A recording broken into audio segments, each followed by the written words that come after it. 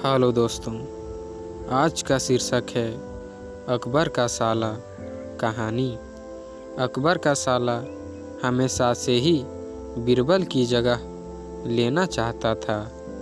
अकबर जानते थे कि बीरबल की जगह ले सके ऐसा बुद्धिमान इस संसार में कोई नहीं है।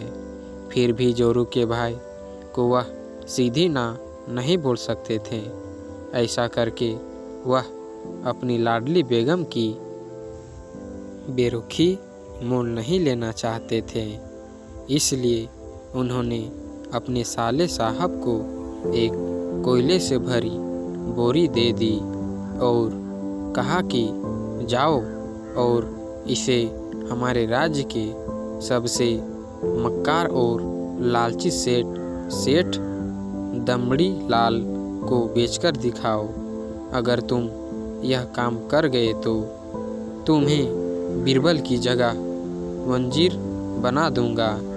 अकबर की इस अजीब शर्त को सुनकर साला अचंभे में पड़ गया।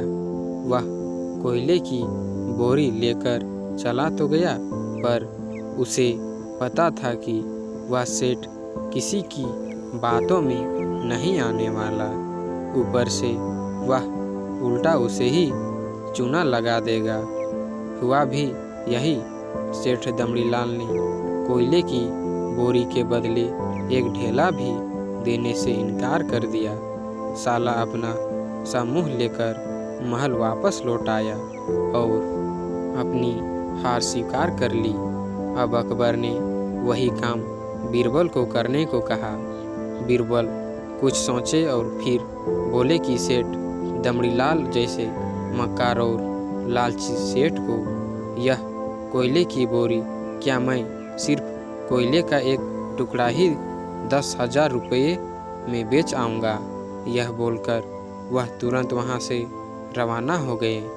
सबसे पहले उसने एक दर्जी के पास जाकर एक मखमली कुर्ता सिलवाया, हीरे मोती वाली मालाएं गले में डाली, महंगी जूती पहनी और कोयले को बारीक सुरमे जैसा पिसवा लिया। फिर उसने पीसे कोयले को एक सुरमे की छोटी चमकदार डिब्बी में भर लिया। इसके बाद बीरबल ने अपना भेष बदल लिया और एक मेहमान घर में रुककर इश्तिहार दे दिया कि बगदाद से बड़े शेख आए हैं जो करिश्माई सुरमा बेचते हैं, जिसे आँखों में लगाने से मरे हुए पूर्वज दिख जाते हैं, और यदि उन्होंने कहीं कोई धन गाड़ा है तो उसका पता बताते हैं। यह बात शहर में आग की तरह फैली। सेठ दमड़ीलाल को भी यह बात पता चली। उसने सोचा जरूर उसके पूर्वजों ने कहीं ना कहीं धन गाड़ा होगा। उसने तुरंत शेख बनी बीरबल से संपर्क किया और सुरमे की डिब्बी खरीदने की पेशकश की। शेख ने डिब्बी के 20,000 रुपये मांगे और मोल भाव करते करते 10,000 में बात तय हुई। पर सेठ भी होशियार था। उसने कहा, मैं अभी तुरंत ये सुरमा लगाऊंगा और अगर मुझे मेरे पूर्वज नहीं दिखे तो मैं पैसा वापस ले लूँगा। बीरबल बोला, बिल्कुल आप ऐसा कर सकते हैं। चलिए शहर के चौराहे पर चलिए और वहाँ इसे जांच लीजिए। सुरमे का चमत्कार देखने के लिए भीड़ इकट्ठा हो गई। तब बीरबल ने ऊंची आवाज़ में कहा, ये सेठ अभी ये चमत्कारी सुरमा लगाएंगे और अगर ये उन्हीं की औलाद हैं जिन्हें यह अपना माँ बाप समझते हैं तो इन्हें इनके पूर्वज दिखाई देंगे और गड़े धन के बारे में बताएंगे।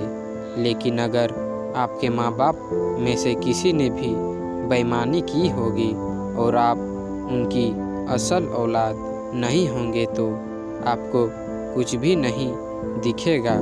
और ऐसा कहते ही बीरबल ने सेठ की आँखों में सुरमा लगा दिया।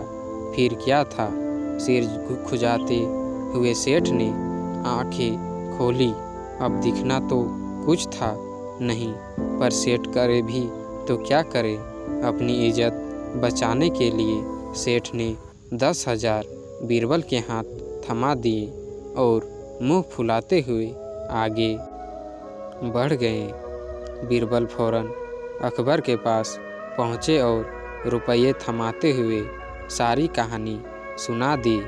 अकबर का साला बिना कुछ कहे अपने घर लौट गया और अकबर बीरबल एक दूसरे को देखकर मंद मंद मुस्काने लगे।